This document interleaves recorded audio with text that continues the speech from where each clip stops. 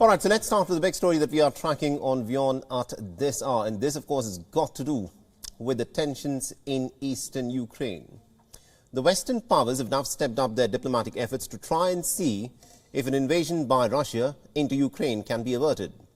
Now, France has held a series of talks with all parties involved in a bid to try and de-escalate the rising hostilities.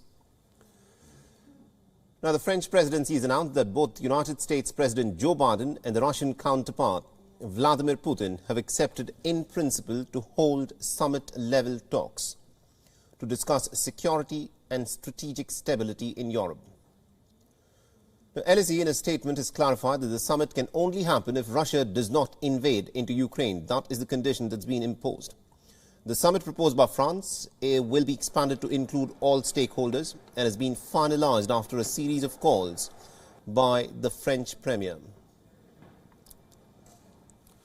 Now, according to reports, Emmanuel Macron, who's been busy with his diplomatic efforts, even though he's facing an election in the month of May later this year, he reportedly rang up the Russian president and held a phone conversation with the Russian president, which lasted for 105 minutes, in which both leaders reportedly agreed to work for a ceasefire in eastern Ukraine and also intensified diplomatic efforts. The French president subsequently called the Ukrainian President Volodymyr Zelensky. Following this, the Ukrainian president called for resumption of talks with Russia under the auspices of the OSCE, confirming support for the immediate convening of the trilateral contact group, which includes Ukraine, Russia and the OSCE. Ukraine has also reiterated the call to intensify peace process and has called for immediate ceasefire.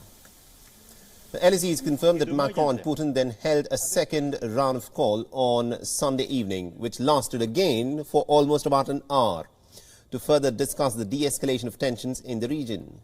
Now, following this, Emmanuel Macron then parleyed with his American counterpart Joe Biden. They reportedly discussed the ongoing diplomacy and the deterrence efforts. United States has now agreed to attend the Ukrainian summit called by France on the condition that Russia does not invade into Ukraine and raise more tensions. The French negotiations have built some hope of a possible resolution, but the uncertainties still continue. The West has continued to warn that Russia can potentially invade Ukraine at a moment of its choice.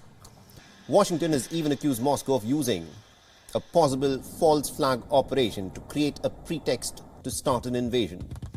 The President Joe Biden has called this Russia's decades-old tactic. But on the other hand, Russia has maintained its narrative that it has no plans of invading into its neighbor. WION is now available in your country. Download the app now and get all the news on the move.